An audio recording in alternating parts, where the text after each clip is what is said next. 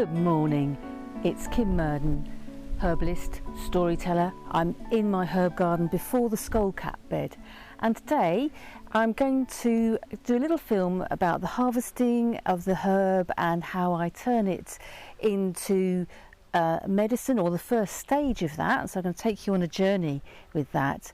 And just to say, at this time of year it's such a busy time on top of everything else that I do, because we have to come and harvest plants when it's the right time. So it's just before midday here. It's been nice and warm and dry, so perfect conditions for gathering the herb. You can see maybe, or can hear, the bees buzzing on the plants, so they're going to be a bit disappointed that I'm cutting this back. However, this will grow again, and I'll get another 2 or 3 cuts out of this, hopefully, to make quite a bit of medicine. So it's a very simple procedure. All I need is a pair of secateurs, and what I'm going to do is cut the what we call the growing tops, the flowering tops, avoiding anything that's diseased or got insects on it, stuff like that. And I'm just going to gather that up and actually clear this bed completely. It's it's perfect. The plants are all out and flowering, so I'm just going to get to work now. So you can just watch me beavering away. Looks quite rough and ready, doesn't it? But I'm just going to then put it in a container for the time being. People think that herbal medicine is quite glamorous. It's a lot of hard, like any agricultural work, it's very hard.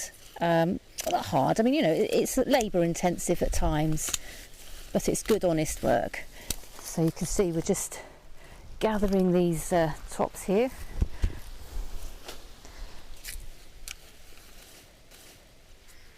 And all these plants were grown from seed, and what I think this bed's, from top of my memory, about 2 or 3 years old now. So at some point the plants get exhausted. So I've got some seedlings will come on next year, and I'll refresh the bed. Anyway, I'll get on with chippy chopping. On it goes.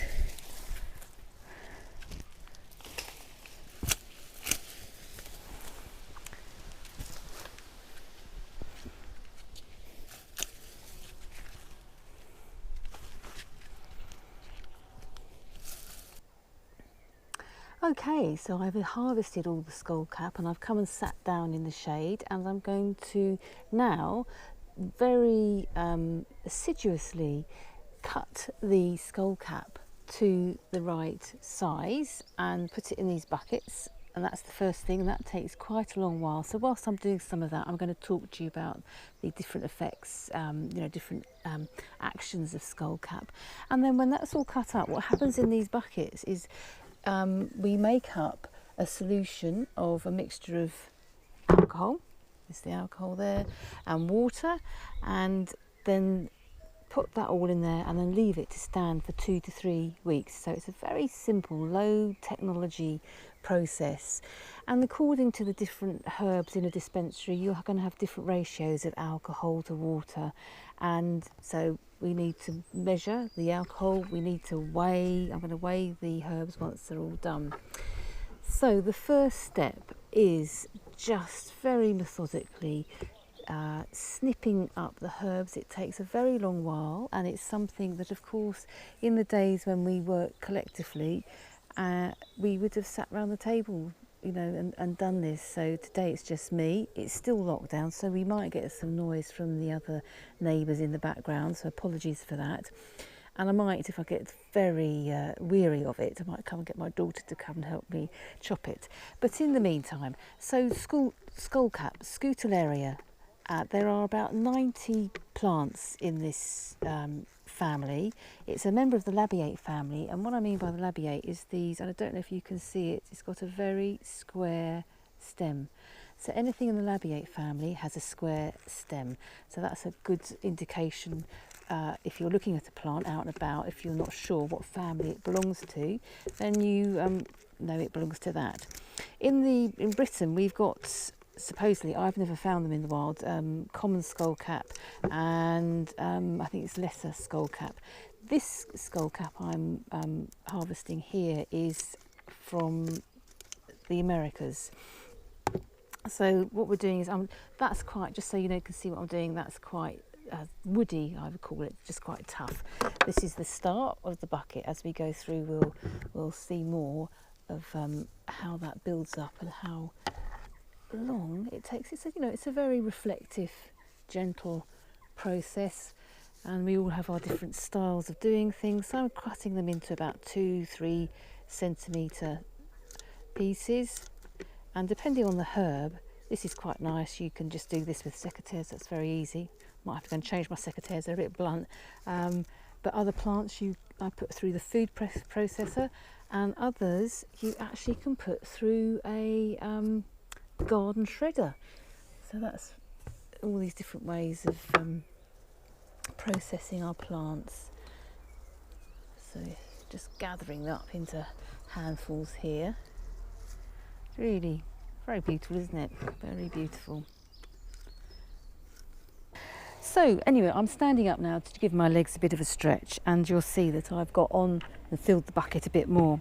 One of the things people often ask is whether we have to wash the herbs before we process them, and actually not at all, usually, with something that's a flowering top.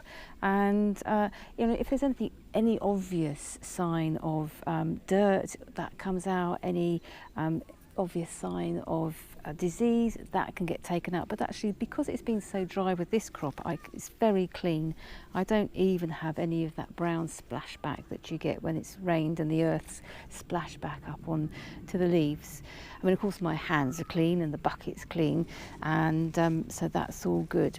So, as I've mentioned earlier, it's a very big family of plants, and this is a herb that, when you read about it in the old books, it will go, it's the finest of nervine tonics. What does that mean? Historically, you can read about it being used for St. Vitus dance, and we still use it for epilepsy, whether that's grand or petit mal.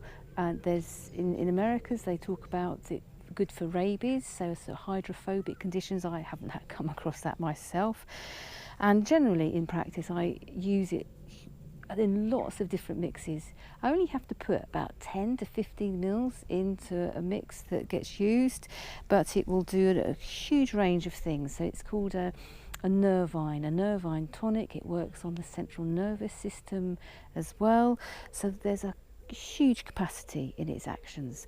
That's partly due to its constituents. It's got things called flavonoid glycosides in them, and it's got volatile oils, and it's got bitters, and it's got melatonin in it. So all of those together are acting very beneficially on the body.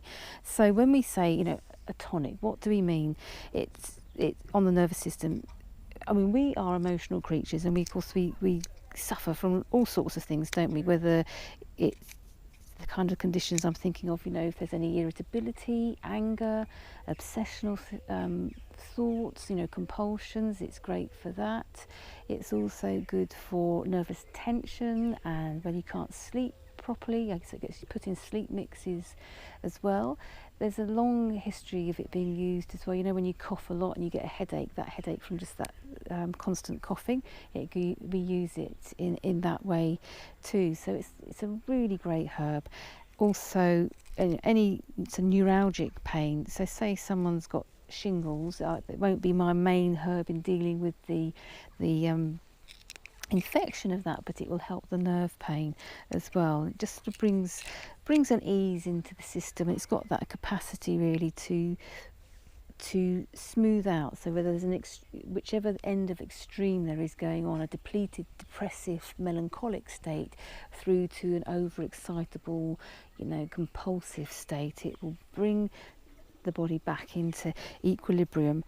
And as I was just checking in my old herbals, it has got a use for hiccups as well. And I guess that's again working on the diaphragmatic nervous tone. So that's all quite interesting, isn't it? So if you get hiccups, give me a call. I'll send you some Skullcap drops. I mean, people do. They do suffer, don't they, from constant hiccuping, some people. So it's there's a lot of work to do, as you can see. I'm getting along. I'm going to just stop now, and then I'll come back when I've done a lot more and just show you how I'm going to make what's called the maceration. Right, I've finished chopping this up now. Here it all is. It's taken about 40 minutes to do that, and I've weighed it. I've got 1 kilo there, and what I have to do in terms of making this ready to be a tincture on my shelves is start the process. And for that, I'm going to do a bit of done my maths. It's going to be a 1 in 3 tincture with 45% alcohol. So that's 1 part herb to 3 parts liquid, and 45% alcohol means it's going to be basically half water, half alcohol. So here I am. I've measured out the water and the alcohol. So the alcohol I'm going to put in first. In it goes. And this will make, when it's finished in about 2 or 3 weeks' time, when I come to press it out, it usually comes out this most delightful mauvey colour, and I'll get to show you that hopefully. And then in goes the water. It's as simple as that. In it all goes. And so now that's reached the top. You see, it's reached the top of the herbs, and the process starts straight away because you can start to feel the heat coming through. So that's it, done. And make sure we put the lid on. So this is called a herbal maceration. Make sure we label it. So I've got the name and the strength and the date I've done it, because I'll check it, and as I say, in about 2 to 3 weeks' time I shall press this out. And whilst I was chopping it up, I always think about, how the medicine's made and all the people that I've used Skullcap with in the past. And it's a very connective, harmonious process making herbal medicine if you do it yourself, and very rewarding. And it's so different, isn't it, to say getting a package of something that's been made in some far off factory. Here I've got, when I get to the stage of dispensing this to a patient, I have that whole memory of how the plant's grown that year, the harvesting, the day that I did it on, and then coming to press it out. Anyway, I hope you've really enjoyed just learning a little bit about the craft of making the process of herbal tinctures. Do like, subscribe, and look out for more videos. Thank you very much. Thanks for listening.